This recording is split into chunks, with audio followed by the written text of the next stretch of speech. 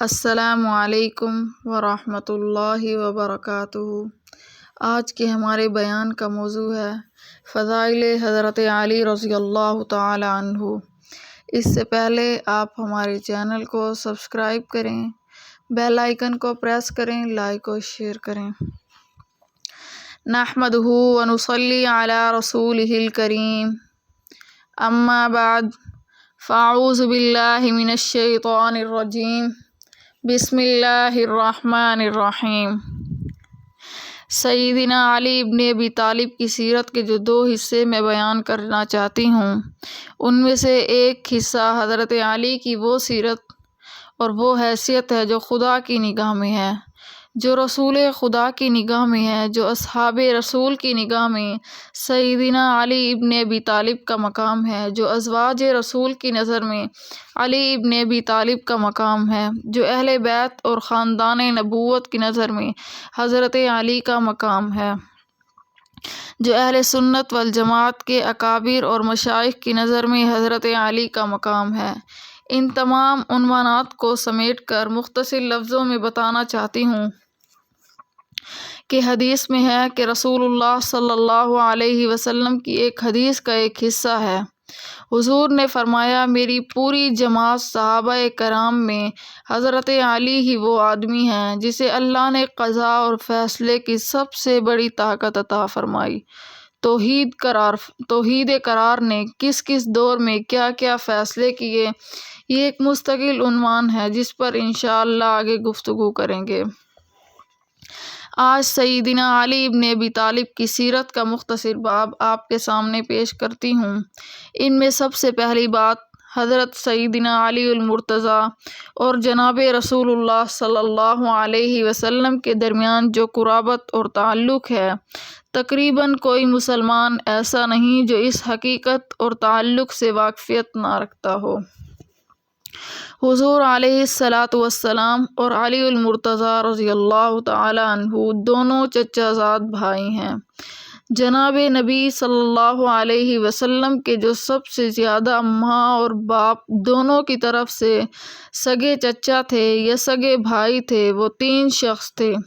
حضرت عبداللہ جو حضور صلی اللہ علیہ وسلم کے والد ماجد تھے، اور دوسرے ابو طالب جو جناب سیدنا علی ابن ابی طالب کے والد تھے، اور ایک اور بزرگ تھے جو ان دونوں سے بڑے تھے، جن کا نام حضرت زبیر ابن عبد المطلب تھا۔ تاریخ کی یہ ستم ظریفی ہے کہ ان دو شخصیات حضرت عبداللہ اور حضرت ابو طالب کا تذکرہ تو کیا جاتا ہے، لیکن سیدنا زبیر ابن عبد المطلب کا تذکرہ نہیں ہوتا۔ اس کے علاوہ باقی جتنے رسول اللہ صلی اللہ علیہ وسلم کے چچا تھے جو تاریخ کی کتابوں میں ملتے ہیں، وہ باپ کی طرف سے تو تھے، یعنی عبد المطلب کی اولاد تو تھے، لیکن ماں کی طرف سے وہ رسول اللہ صلی اللہ علیہ وسلم کے سگے بھائی نہیں تھے۔ تو گویا سگے چچا زاد بھائی وہ جناب سیدنا حضرت علی ابن ابی طالب، وہ رسول اللہ صلی اللہ علیہ وسلم اور پھر رسول اللہ صلی اللہ علیہ وسلم کے ساتھ یہ بھی ایک خاندانی طور پر ایک عجیب تعلق تھا کہ حضور صلی اللہ علیہ وسلم کے جد امجد جناب عبد المطلب رضی اللہ تعالی عنہ کے وصال انتقال کے بعد جب کعبۃ اللہ کی مجاوری جناب زبیر ابن عبد المطلب کے سپرد کی گئی اور باہر کے کام کاج ابو طالب کے سپرد کیے گئے، تو ابو طالب نے رسول اللہ صلی اللہ علیہ وسلم کی زندگی میں ایک بہت بڑا سہارا بن کر دکھایا۔ لیکن ان تمام واقعات کے باوجود تاریخ یہ بتاتی ہے کہ حضور صلی اللہ علیہ وسلم کا یہ چچا ابو طالب معذور چچا تھا، لنگڑا چچا تھا، اور پھر اس میں ایک بات یہ بھی تھی کہ وہ بیچارہ کثیر العیال قلیل المال، یعنی اس کا خاندان زیادہ تھا، اولاد زیادہ تھی، مال بالکل کم تھا، اس لیے کہ وہ معذور تھا، کوئی کام نہیں کر سکتے تھے، حتیٰ کہ انہوں نے ایک عطر کی دکان کھولی ہوئی تھی جس پر گزارا ہوتا تھا۔ اپنی اولاد بھی انہوں نے تقسیم کی۔ جناب سیدنا علی بن ابی طالب رضی اللہ تعالی عنہ حضور صلی اللہ علیہ وسلم کی تربیت میں رہے۔ رسول اللہ صلی اللہ علیہ وسلم نے ان کی تربیت کی۔ رسول اللہ صلی اللہ علیہ وسلم نے ان کو پالا۔ رسول اللہ صلی اللہ علیہ وسلم نے ان کو پیار کیا۔ رسول اللہ صلی اللہ علیہ وسلم ہی کی شفقت میں رہ کر انہوں نے کلمہ پڑھا، اور یہ بھی تاریخ اور سیرت کی کتابوں میں بڑی وضاحت سے اس کی تفصیل ملتی ہے۔ عبد مناف جو حضرت علی رضی اللہ تعالی عنہ کے والد تھے، جن کو لوگ ابی طالب کے نام سے پکارتے ہیں، یہ طالب حضرت علی رضی اللہ تعالی عنہ کے ایک بڑے بھائی کا نام ہے۔ تو یہ عبد مناف ابی طالب حضرت علی رضی اللہ تعالی عنہ کو حضور کے سپرد کر چکا تھا۔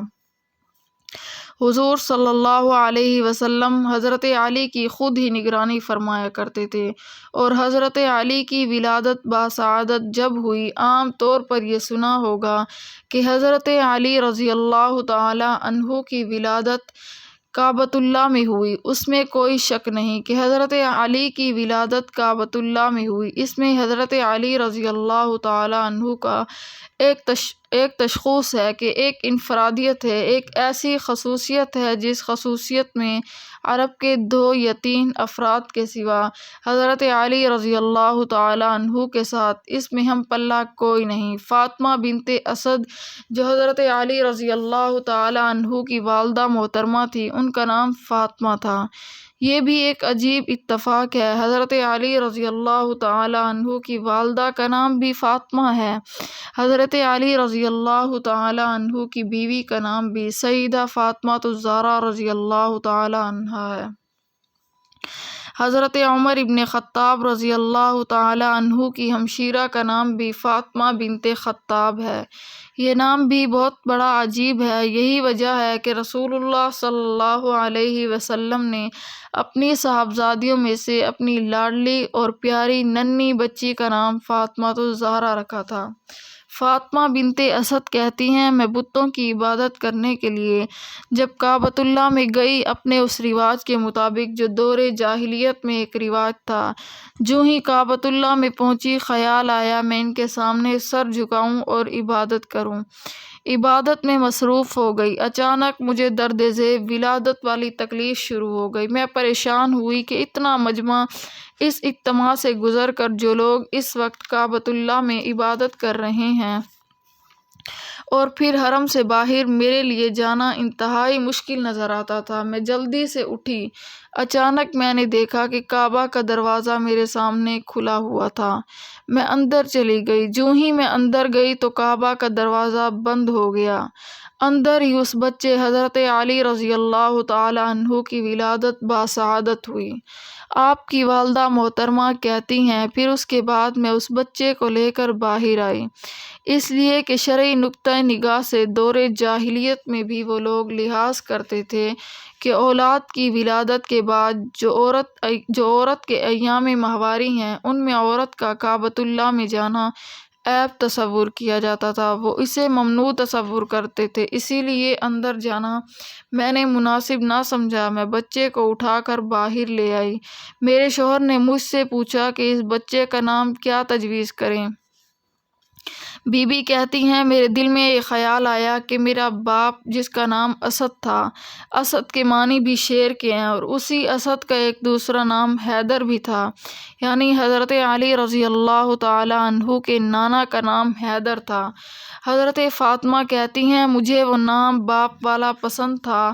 تو لوگوں میں رواج ہوتا ہے کہ باپ داداؤں کے نام پر اپنی اولاد کے نام رکھتے ہیں، تو حضرت علی ابن ابی طالب کا نام حیدر رکھا گیا۔ حیدر کا معنی شیر، حیدر کا معنی حملہ کرنے والا، حیدر کا معنی وہ جو اپنے دشمن پر غالب آنے والا ہو، اور حیدر عرب کی زبان میں جنگجو آدمی کو کہا جاتا تھا جو سب سے زیادہ لڑاکا ہو، جو سب سے زیادہ میدان میں کود پڑنے والا ہو۔ یہ علی ابن ابی طالب کا نام ماں باپ نے اپنی اس فطرت کے مطابق رکھا تھا کہ بچے میں جرأت پیدا ہو جائے، بچے میں طاقت پیدا ہو، اور جس نام سے بچے کو منسوب کیا جاتا ہے، جس نام سے بچے کو پکارا جاتا ہے، اسی وقت سے بچے میں وہ کیفیات پانا شروع ہو جاتی ہیں۔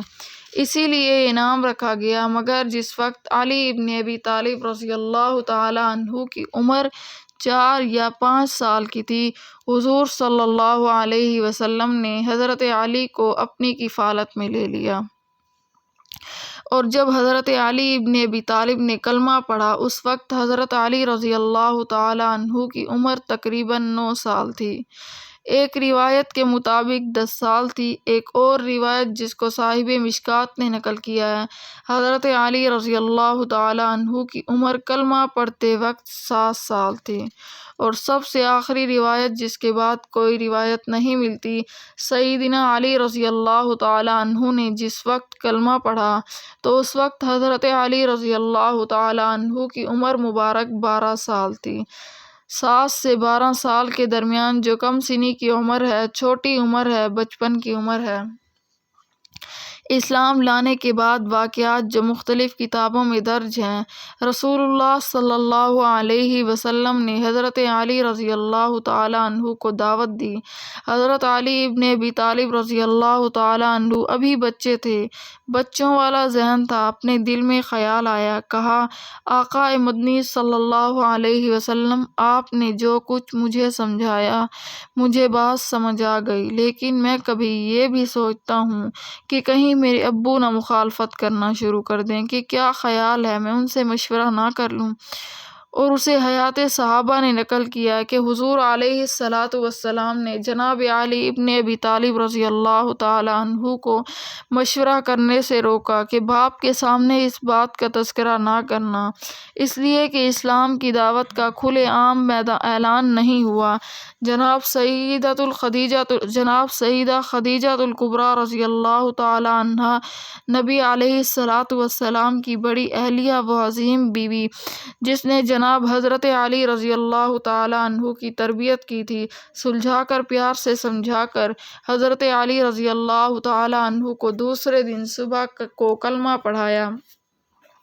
حضرت علی رضی اللہ تعالی عنہ بچوں میں سے سب سے پہلا کم سن بچہ، پہلا بنو عمر بچہ، پہلا چھوٹا بچہ جس نے سب سے پہلے اسلام قبول کیا۔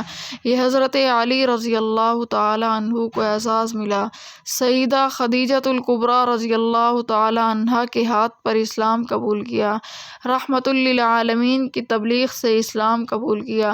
سیدنا علی رضی اللہ تعالی عنہ کے اسلام قبول کرنے کے بعد حضور صلی اللہ علیہ وسلم اور بی بی خدیجہ الکبریٰ رضی اللہ تعالی عنہا کی تربیت کی وجہ سے حضرت علی رضی اللہ تعالی عنہ گھر میں رہتے تھے، عبادت کا انداز دیکھتے تھے، نماز پڑھنے کا طریقہ دیکھتے تھے، اور خود حضرت علی رضی اللہ تعالی عنہ فرمایا کرتے تھے کہ ایک مرتبہ میں اور میرے آقا مدنی محمد مصطفیٰ صلی اللہ علیہ وسلم نخل بطنہ میں ایک جگہ پر ہم عبادت کر رہے تھے، ہم دونوں نماز پڑھ رہے تھے، میرے والد ابو طالب کا وہاں سے گزر ہوا، اس نے دیکھ کر کہا، محمد و علی، یہ تم کیا کر رہے ہو؟ کبھی قیام کرتے ہو، کبھی رکوع کرتے ہو، کبھی سر سجدے میں رکھتے ہو، یہ کیا تمہارا انداز ہے؟ رسول اللہ صلی اللہ علیہ وسلم نے بتایا، یہ ہماری عبادت کا ایک طرز ہے، ہم اس انداز میں عبادت کرتے ہیں۔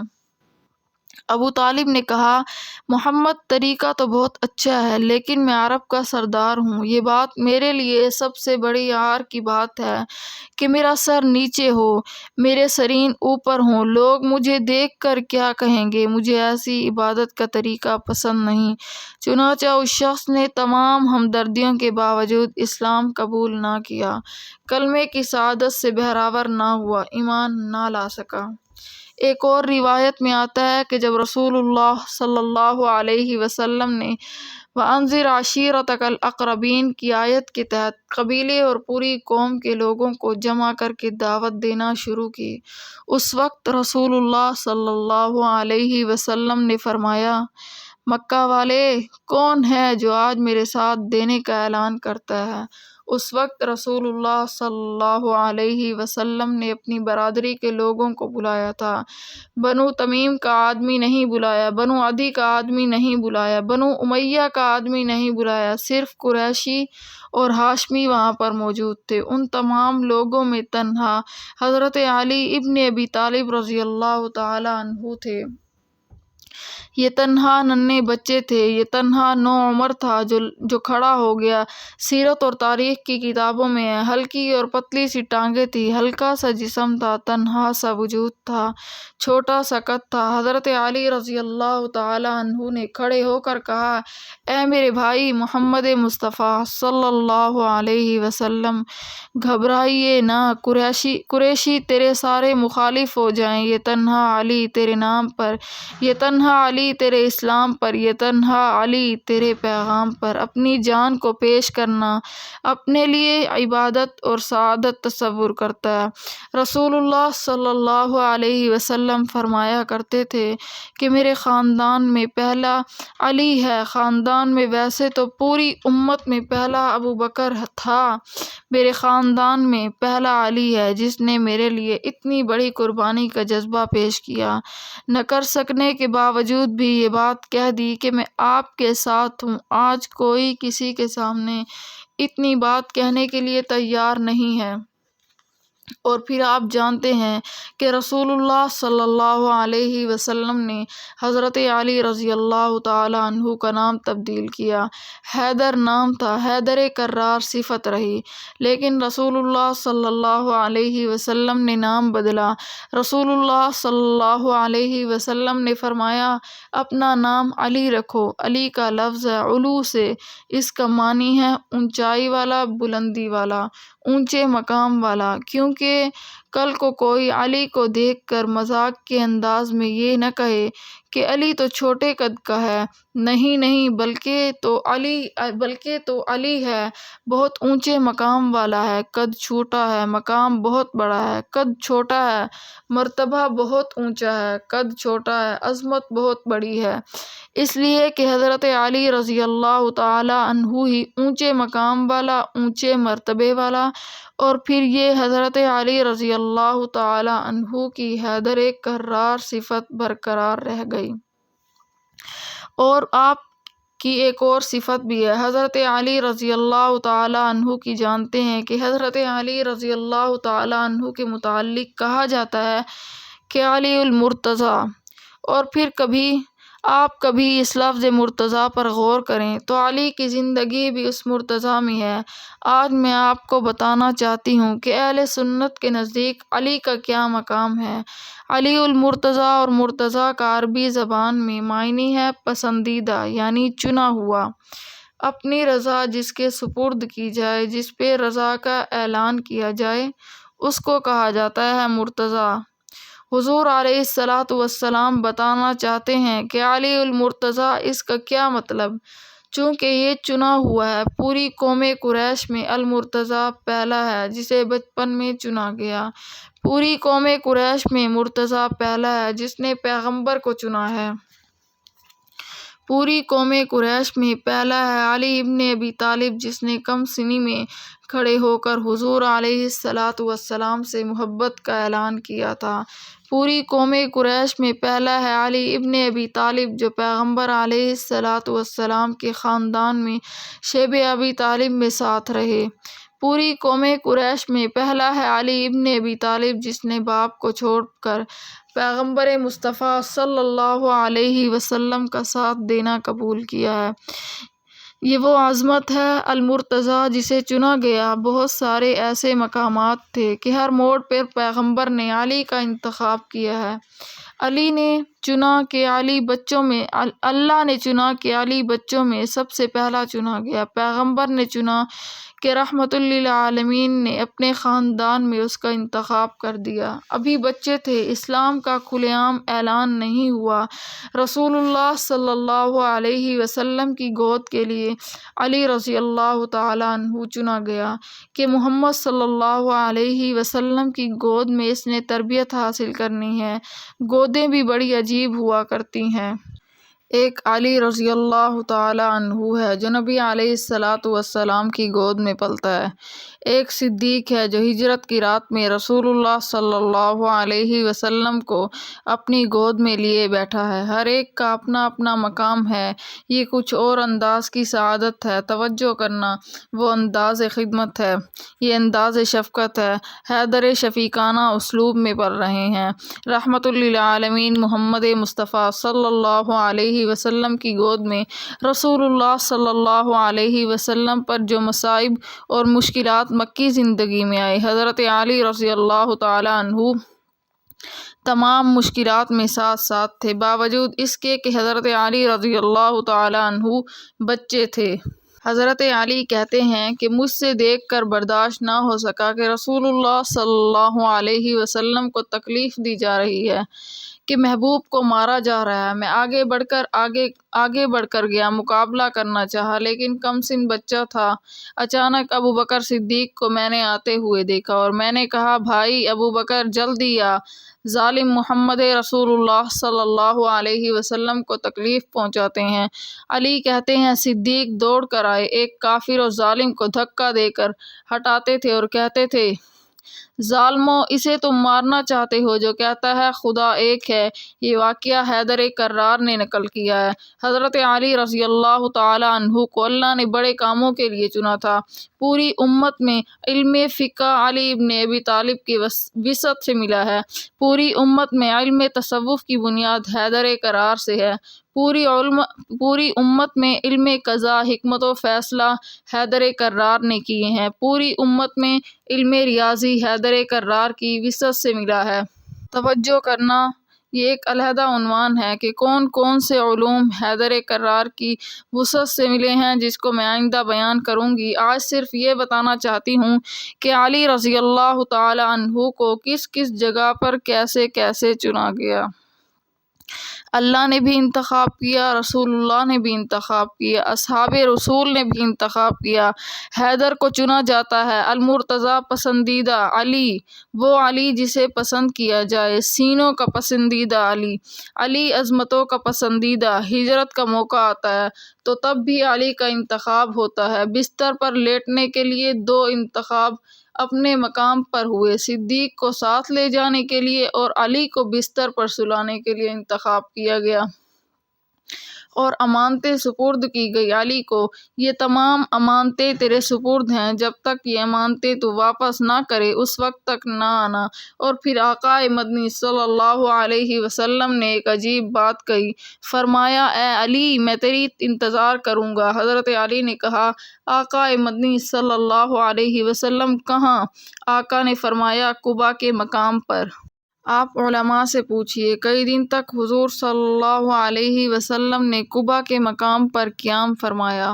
صرف اس لیے یہ قیام تھا کہ میں علی سے وعدہ کر کے آیا ہوں، جب تک علی نہیں پہنچتا اس وقت تک محمد صلی اللہ علیہ وسلم مدینہ جانے کے لیے تیار نہیں ہوتا۔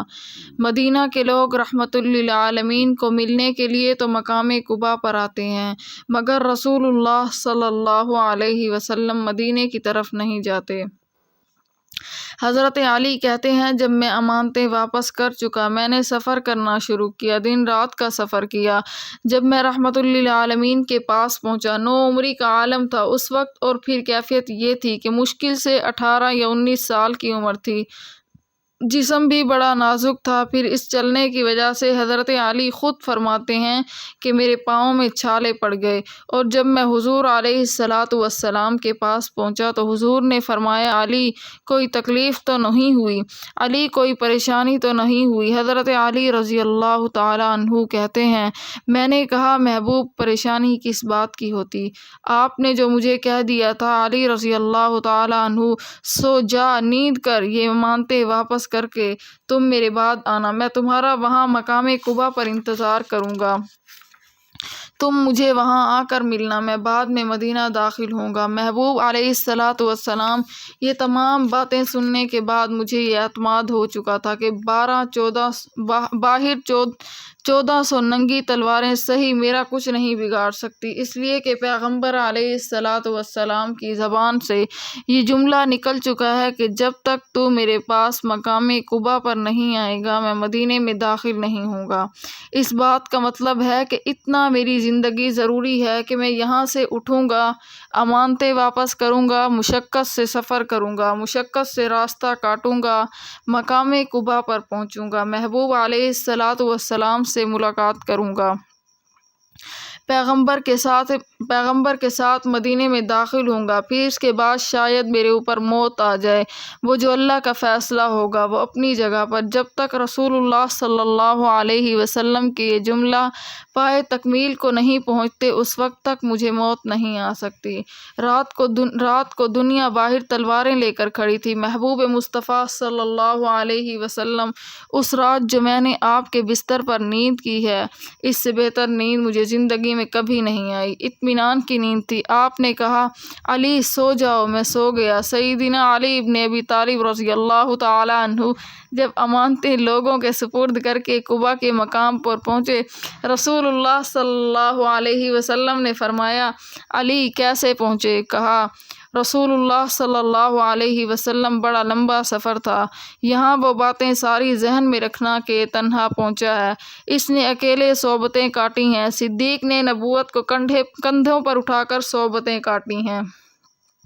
جب حیدر کرار پہنچے تو رسول اللہ صلی اللہ علیہ وسلم نے حضرت علی ابن ابی طالب کو جب دیکھا تو حیدر کرار کے پاؤں پھٹ چکے تھے، زخم ہو چکے تھے، تو رحمت للعالمین نے فرمایا علی بیٹھ جاؤ۔ علی بیٹھ گئے۔ وہ لعاب دہن جو کبھی غار میں صدیق اکبر کی ایڑی پر لگا تھا، آج وہی لعاب رحمت للعالمین محمد مصطفیٰ صلی اللہ علیہ وسلم نے نکالا اور اپنے ہاتھ مبارک سے حضرت علی رضی اللہ تعالی عنہ کے پاؤں پر وہ لعاب مارا۔ حضرت علی کہتے ہیں کہ پیغمبر علیہ الصلاۃ والسلام کی اس لعاب سے مجھے اتنی بڑی شفا ملی کہ اس کے بعد میرے پاؤں کبھی ڈگمگائے نہیں۔ میں جب بھی کسی میدان میں جاتا تھا میرے پاؤں آگے بڑھتے تھے، پیچھے نہیں ہٹتے تھے، اس لیے کہ پیغمبر علیہ الصلاۃ والسلام کے لعاب سے میرے پاؤں میں اتنی قوت پیدا ہو گئی تھی، میں کبھی نہیں سوچ سکتا تھا کہ میں اب پیچھے ہٹ جاؤں، یہ ہو ہی نہیں سکتا، چونکہ یہ تعلق نبوت سے جڑ چکا ہے۔ تعلق پیغمبر علیہ الصلاۃ والسلام کے ساتھ جڑنے کے بعد پیچھے ہٹنا یہ عظمت کے خلاف ہے، میری اور آپ کی عظمت کے خلاف نہیں، بلکہ یہ نبی علیہ الصلاۃ والسلام کی عظمت کے خلاف ہے کہ تعلق اس سے ہے کہ پھر پیچھے ہٹ جائے۔ حضرت علی رضی اللہ تعالی عنہ کہتے ہیں ہم مدینہ طیبہ میں تھے، جتنے بھی حضور علیہ الصلاۃ والسلام کے صحابہ ہجرت کر کے آئے تھے وہ اخاقہ کا سلسلہ ہوا، حضور نے ان کی خود تقسیم فرمائی، فلاں فلاں کا بھائی بن جائے، ایک مہاجر ایک انصار، ان کو کہو کہ تم آپس میں مل جل کر رہو، تاکہ جو مہاجر باہر سے آئے ہیں ان کے پاس پیسے نہیں، ان کے پاس تجارت کا مال نہیں، ان کے پاس کھانے پینے کی کوئی چیز نہیں، تم یہاں کے مقامی لوگ ان مہاجرین کے ساتھ تعاون کرو، ان کی خدمت کرو۔ چنانچہ ان لوگوں نے اثار و قربانی کے جذبات پیش کیے، وہ ایک تفصیلی داستان ہے جو علیحدہ موضوع ہے۔ بہرحال حیدر کرار کہتے ہیں سب کو پیغمبر علیہ الصلاۃ والسلام نے تقسیم کر کے دو دو بھائی بنا دیے۔ حضرت علی رضی اللہ تعالی عنہ کہتے ہیں کہ اکیلا میں ہی رہ گیا تو حضور علیہ الصلاۃ والسلام نے تو حیدر کرار نے حضور کی طرف دیکھ کر کہا محبوب سب کا انصار میں سے ایک ایک بھائی بنایا، میں علی محروم ہو گیا۔ حضور علیہ الصلاۃ والسلام نے حضرت علی کا ہاتھ پکڑ کر فرمایا علی نہیں، وہ ان کے بھائی ہیں، تو میرا بھائی ہے، انت اخی فی الدنیا والآخرہ، تو دنیا میں بھی میرا بھائی ہے اور آخرت میں بھی میرا بھائی ہے۔ آج میں تیرا ہاتھ پکڑ کر اعلان کرتا ہوں کہ مکہ کی مواخات میں جہاں ایک مہاجر ایک انصاری بھائی بھائی بنے ہیں، علی اس جگہ پر تو میرا بھائی بن گیا۔ میں نے آج تجھے اکیلا بھائی نہیں بنایا، بلکہ جب تو بچپن میں تھا تو میرا بھائی تھا، جب تو میرے گھر میں پرورش پا رہا تھا تو تب بھی میرا بھائی تھا، جب میں ہجرت کے لیے روانہ ہوا تجھے بستر پر لٹایا تب بھی تو میرا بھائی تھا، جب میں قبا کے مقام پر انتظار میں تھا تو میرا بھائی تھا، آج تو یہاں پر آ کر کیوں پریشان ہو گیا کہ تیرا کوئی بھائی نہیں؟ انت اخی فی الدنیا والآخرہ، تو دنیا میں بھی میرا بھائی ہے، کل قیامت کے دن بھی تو میرا بھائی ہوگا۔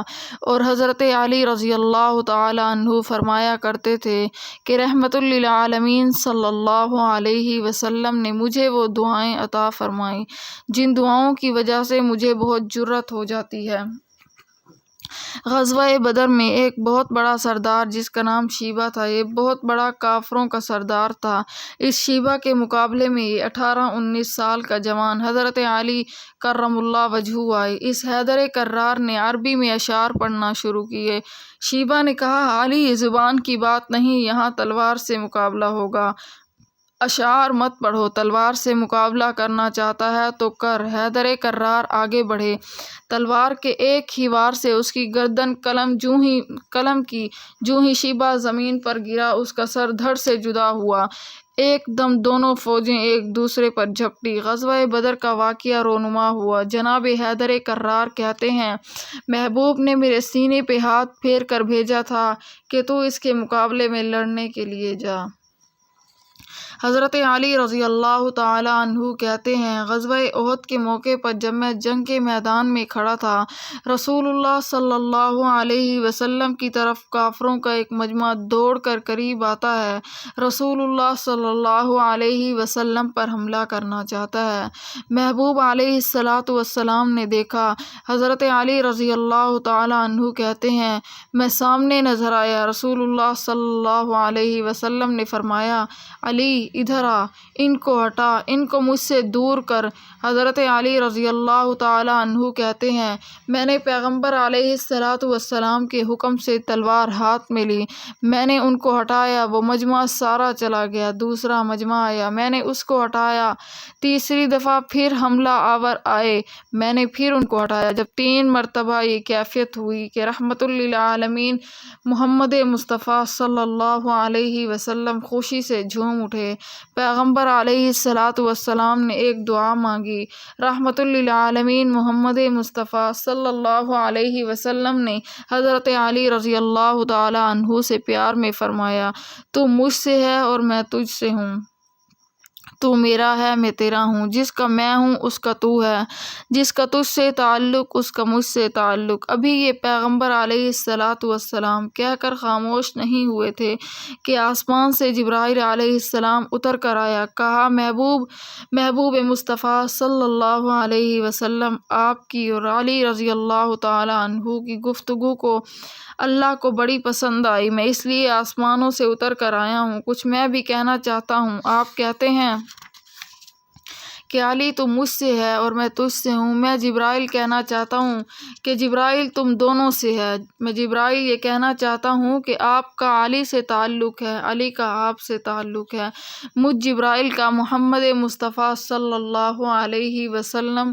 اور علی المرتضیٰ دونوں سے تعلق ہے۔ جبرائیل تائید کے لیے آسمانوں سے اتر کر میرا اور آپ دونوں سے تعلق حیدر کرار کہتے ہیں کہ مجھ میں اتنی قوت پیدا ہو گئی کہ پیغمبر علیہ الصلاۃ والسلام نے دعا دے کر بھیجا تھا کہ اے اللہ اس کو غالب کر۔ غزوہ خندق کا ایک بڑا مشہور واقعہ ہے۔ عمرو بن عود 110 سال کی عمر کا اتنا بڑا کھرناٹ بہادر پہلوان تھا کہ وہ 100 آدمیوں سے تنہا مقابلہ کرتا تھا۔ رسول اللہ صلی اللہ علیہ وسلم نے حضرت علی المرتضیٰ کو پسند کیا۔ رسول اللہ صلی اللہ علیہ وسلم نے بلایا کہ اس کے مقابلے میں جاؤ۔ حیدر کہتے ہیں، میں 9 عمر تھا، وہ عمرو بن عود سامنے آیا، اس نے للکارتے ہوئے کہا، مسلمانوں کوئی پہلوان ہے تو بھیجو، لڑکوں کو بھیجتے ہو لڑنے کے لیے؟ علی رضی اللہ تعالی عنہ نے کہا، لڑکا نہ سمجھ، لڑ کر تو دیکھ، تو مجھے لڑکا سمجھ کر کہتا ہے کہ میں لڑکے کے ساتھ نہیں لڑنا چاہتا۔ اس نے کہا، بچے ہو۔ سیدنا علی رضی اللہ تعالی عنہ کہنے لگے، پھر مجھ سے بچ کر تو دیکھ، یہ کیسے ہو سکتا ہے، آ مقابلہ کر۔ حضرت علی رضی اللہ تعالی عنہ نے وہاں ایک شعر پڑھ کر کہا، تجھے معلوم معلوم ہونا چاہیے کہ میں وہی بچہ ہوں جس کا نام میری ماں نے حیدر رکھا ہے۔ میرے ہاتھ سے 8 10 تلواریں ٹوٹ جاتی ہیں لیکن میرے بازوئے قوت میں فرق نہیں آیا کرتا۔ میں اتنا بڑا پہلوان ہوں، آپ مقابلہ کر۔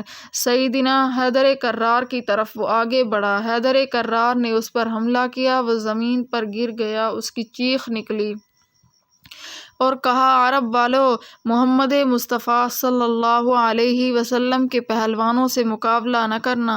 آج میں عرب کا اتنا بڑا پہلوان محمد مصطفیٰ صلی اللہ علیہ وسلم کے ایک چھوٹے سے شیر کے مقابلے میں گر چکا ہوں۔ حضرت علی رضی اللہ تعالی عنہ خود فرمایا کرتے تھے کہ ہر میدان میں جب بھی پیغمبر علیہ السلام مجھے بھیجتے تھے، محبوب مصطفیٰ صلی اللہ علیہ وسلم مجھے دعائیں دے کر بھیجا کرتے تھے۔ میں نے آج بھی آپ کو عنوان بتایا ہے کہ اہل سنت کی نگاہ میں علی المرتضیٰ کا مقام کیا ہے۔ ہم علی المرتضیٰ کو کتنا عظیم مانتے ہیں۔ سنیوں کا علی کتنا بہادر علی ہے، کتنا جرأت مند علی ہے، کتنی عظمتوں کا مالک علی ہے، کتنا عظیم بلند مرتبے والا علی ہے۔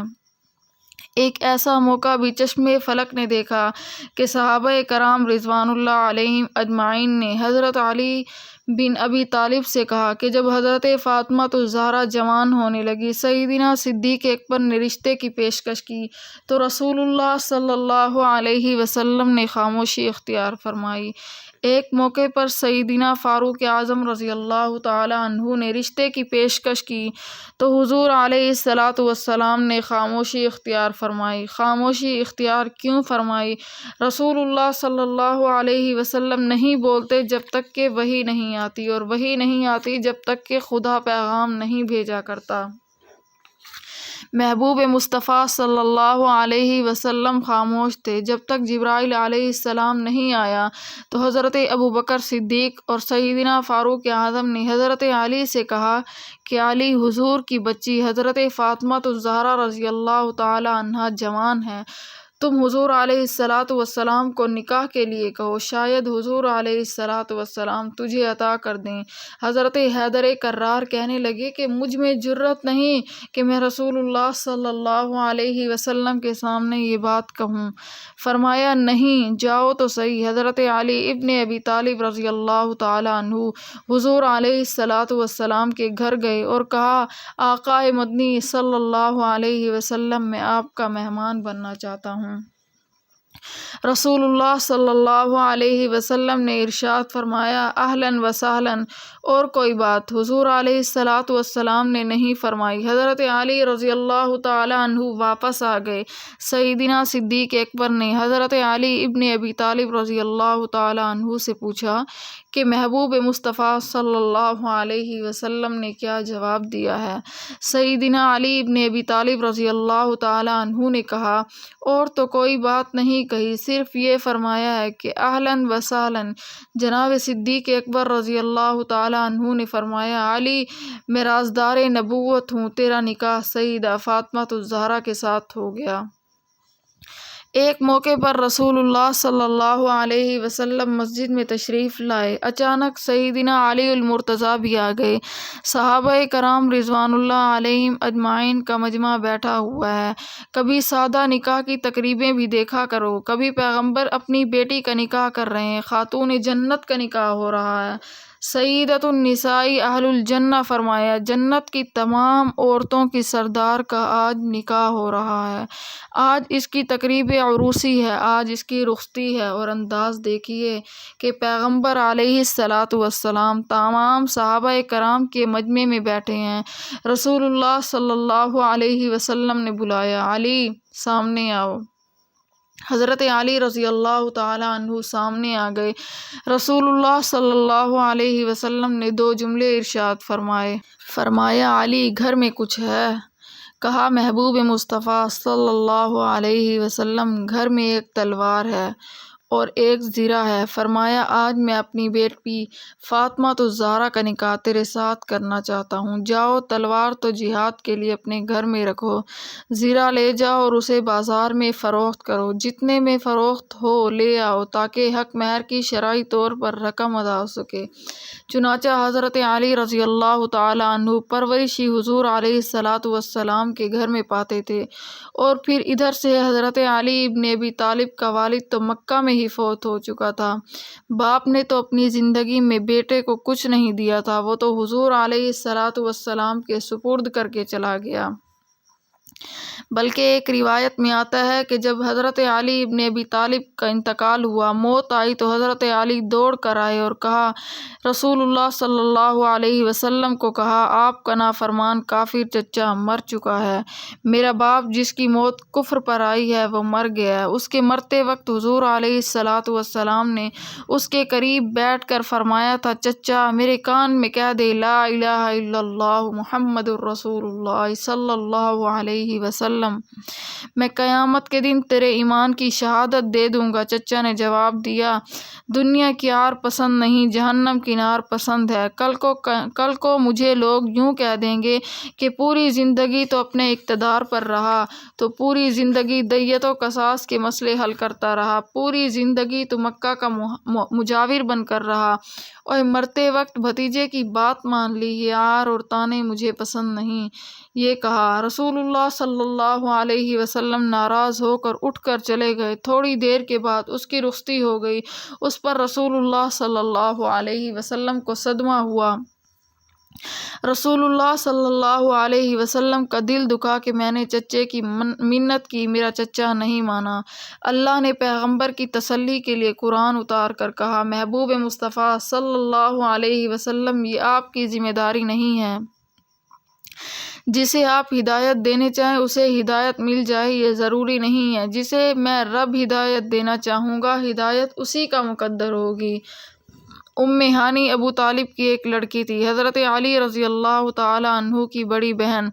رسول اللہ صلی اللہ علیہ وسلم نے ابو طالب کو حضرت خدیجہ الکبریٰ کے نکاح سے پہلے پیغمبر علیہ السلام نے فرمایا، چچا اس لڑکی کا مجھ سے نکاح کر دو۔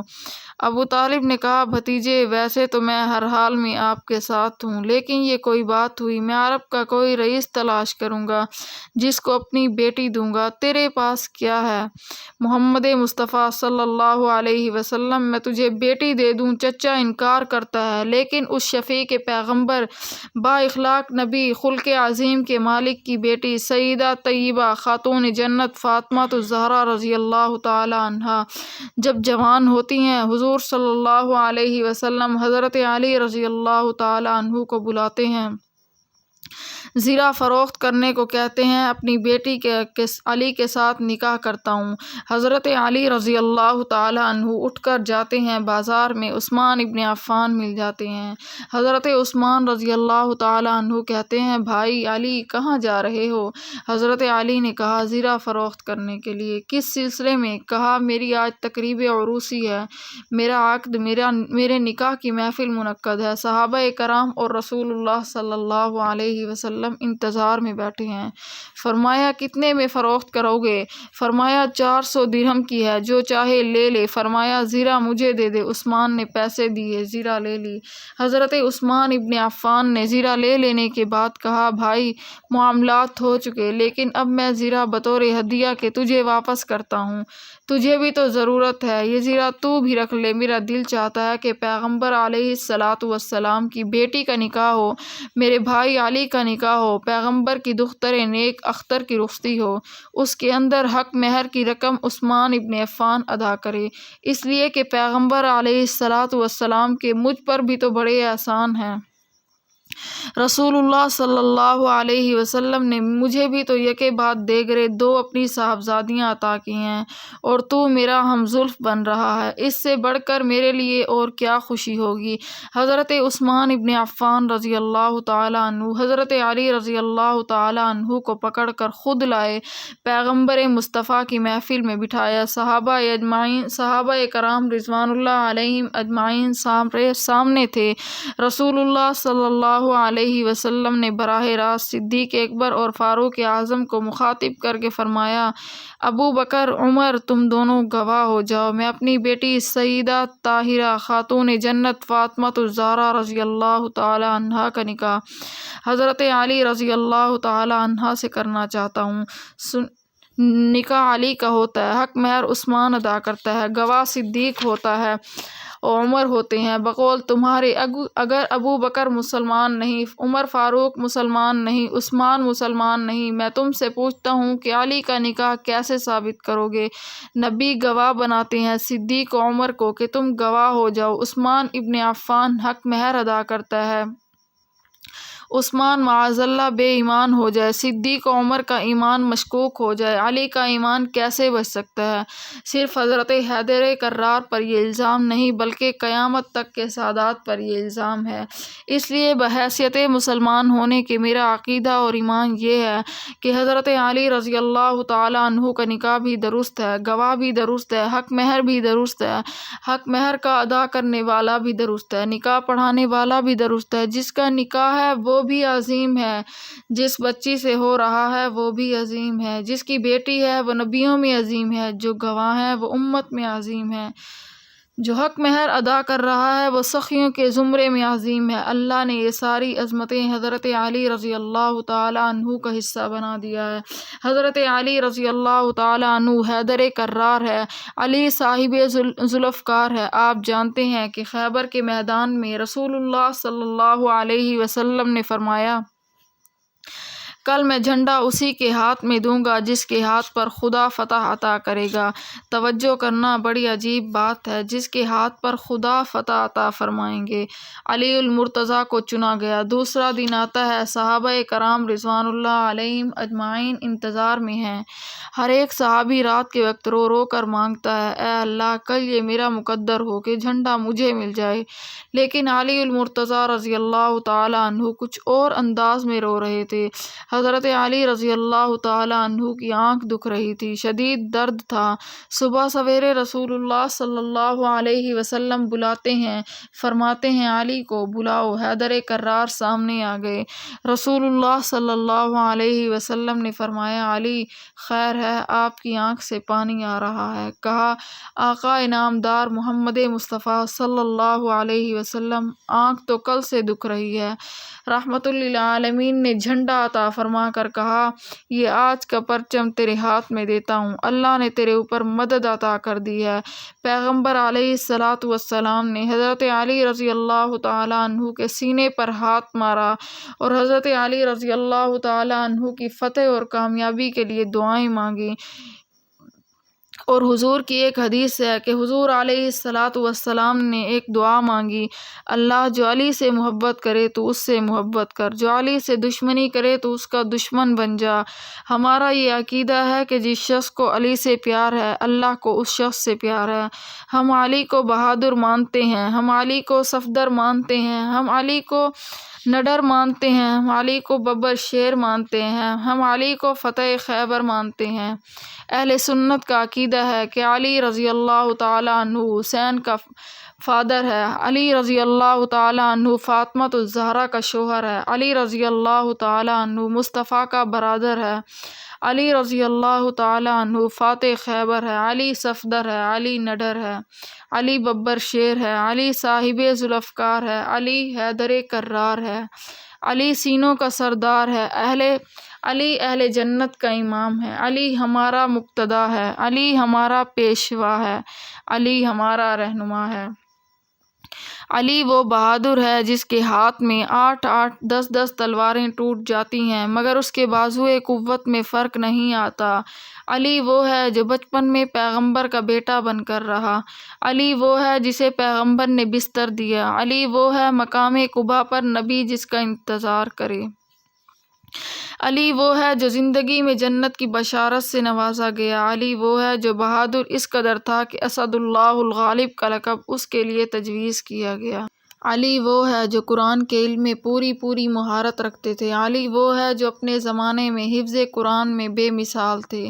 علی وہ ہے جو خشیت الہی کی وجہ سے اکثر اشک بار رہتے تھے۔ علی وہ ہے جو بے مشتری کو اکثر اوقات دیانت داری کی ہدایت فرماتے تھے۔ علی وہ ہے جو آقا انعامدار محمد مصطفیٰ صلی اللہ علیہ وسلم کی زندگی میں کاتب الوحی بنے۔ علی وہ ہے جو فطرتاً سلیم الطبع واقع ہوئے تھے۔ علی وہ ہے جو دینداروں کی تعظیم زیادہ فرمایا کرتے تھے۔ علی وہ تھے جو دور خلافت میں بھی تنہا بازاروں میں گھومتے تھے۔ علی وہ تھے جو بھولوں بھٹکوں کو راستہ بتا دینا اپنے لیے قابل فخر سمجھتے تھے۔ علی وہ تھے جو نفیس قسم کے پکے ہوئے کھانوں سے احتراز فرمایا کرتے تھے۔ علی وہ تھے جو صدیق اکبر فاروق اعظم کو روضہ رسول میں جگہ دینے میں مانع نہ ہوئے۔ علی وہ تھے جنہوں نے خدمت خلق کے سلسلے میں آقا کریم صلی اللہ علیہ وسلم سے 574 حدیثیں روایت فرمائی ہیں۔ علی وہ تھے جنہوں نے اہلیان کوفہ کی اصلاح کے لیے حضرت عبداللہ بن عباس کو مقرر فرمایا۔ علی وہ تھے جنہوں نے اپنے بھائی عقیل کو تو واپس کر دیا لیکن بیت المال میں کمی نہ آنے دی۔ علی وہ تھے جنہوں نے فن نحو کی بنیاد ڈال کر امت پر احسان عظیم فرمایا۔ علی وہ تھے جنہوں نے سیدنا امیر معاویہ سے قتال کے باوجود نہایت جرأت اور دیانت داری سے یہ بیان دے دیا کہ ہمارے اور حضرت معاویہ کے درمیان ایمانی اور مذہبی کوئی اختلاف نہیں۔ علی وہ تھے جنہوں نے جنگلات پر محصول لگا کر بیت المال کے لیے 4000 سالانہ کی آمدنی اور بڑھا دی۔ علی وہ تھے جنہوں نے گھوڑوں پر زکوٰۃ منسوخ کر دی۔ علی وہ تھے جنہوں نے لوگوں کے اخلاق کی کڑی نگرانی فرمائی۔ علی وہ تھے جنہوں نے تحریری باز پرس کے علاوہ تحقیقاتی کمیشن مقرر فرمایا۔ علی وہ تھے جنہوں نے زمی اور دہقانوں کے ساتھ نرمی کے برتاؤ کا حکم اعمال کو دیا۔ علی وہ تھے جنہوں نے اپنے مقرر کردہ قاضی شرح کے سامنے مدعا علیہ بن کر جانے سے دریغ نہ کیا۔ علی وہ تھے جنہوں نے امیر المؤمنین ہونے کے باوجود اپنے لیے ساری عمر میں کوئی عمارت نہ بنوائی۔ علی وہ تھے جنہوں نے عمر فاروق اور صدیق اکبر کے نام سے اپنے بچوں کے رکھ کر الفت و محبت کا ثبوت دیا۔ علی وہ تھے جنہوں نے صدیق اکبر کے پیچھے نمازیں ادا کر کے ایمانی حقوق کو پورا فرمایا۔ علی وہ تھے جنہوں نے صدیق اکبر کے ہاتھ پر بیعت کر کے مسلمانوں کو افتراق سے بچا لیا۔ علی وہ تھے جنہوں نے حضرت اسماء رضی اللہ تعالیٰ عنہا کے نکاح کے سلسلے میں صدیق اکبر کو ترجیح دی۔ علی وہ تھے جنہوں نے محمد ابن ابی بکر یتیم کی پرورش کے لیے اسماء بنت عمیس سے نکاح کرنا منظور کر لیا۔ علی وہ تھے جنہوں نے فاروق اعظم کے مذہب کو اللہ کے دین سے تعبیر کر کے اتحاد ملی اور وحدت دینی کا ثبوت دیا۔ علی وہ تھے جنہوں نے ان کے لشکر کو جند اللہ فرما کر دینی قوت میں اضافہ فرمایا۔ علی وہ تھے جنہوں نے سیدنا فاروق اعظم کو مسلمانوں کا ملجا و مأویٰ قرار دے کر معاندین کے منہ پر مہر لگا دی۔ علی وہ تھے جنہوں نے مذہب اہل سنت کو خدا اور ان کے رسول کا وضع کردہ قانون تسلیم فرمایا۔ علی وہ تھے جنہوں نے محاصرے کے وقت حسنین مکرمین کو بھیج کر سیدنا عثمان ذو النورین کی فضیلت پر مہر تصدیق ثابت کر دی۔ علی وہ تھے جنہوں نے اپنے دور میں فدیہ تقسیم نہ کر کے سیدنا صدیق اکبر کی ہم نوائی کا عملی طور پر اعلان فرمایا۔ علی وہ تھے جنہوں نے وفات کے وقت رحمت کائنات صلی اللہ علیہ وسلم کو قلم دوات نہ دے کر سیدنا فاروق اعظم کی تائید فرمائی۔ علی وہ تھے جنہوں نے سرور کائنات محمد مصطفیٰ صلی اللہ علیہ وسلم نے اپنا محبوب قرار دیا۔ علی وہ تھے جس کا تلاوت قرآن شب و روز کا مشغلہ تھا۔ علی وہ تھے جس کا بازار میں جا کر ناپ و تول کی دیکھ بھال کرنا شعار تھا۔ علی وہ تھے جس کا ہر سمت سے پھول پھوٹتا تھا اور حکمت ٹپکتی تھی۔ علی وہ تھا جس کا کمزوروں اور ناتوانوں کی امداد کرنا شعار تھا۔ علی وہ تھے جس کا نکاح سیدہ فاطمۃ الزہرا کے ساتھ ہوا۔ علی وہ تھے جس کا درجہ سابقون الاولون میں قرار دیا۔ علی وہ تھے جس کے حسن کے تدبر کی وجہ سے کوفہ صحابہ کرام کا چھاونی بن گئی۔ علی وہ تھے جس کے بغیر کسی کو سرور کائنات کے ساتھ بحالت غصہ کلام کرنے کی جرت نہ پڑتی تھی۔ علی وہ تھے جس کے بغض کو رحمت کائنات نے اپنا بغض قرار دیا۔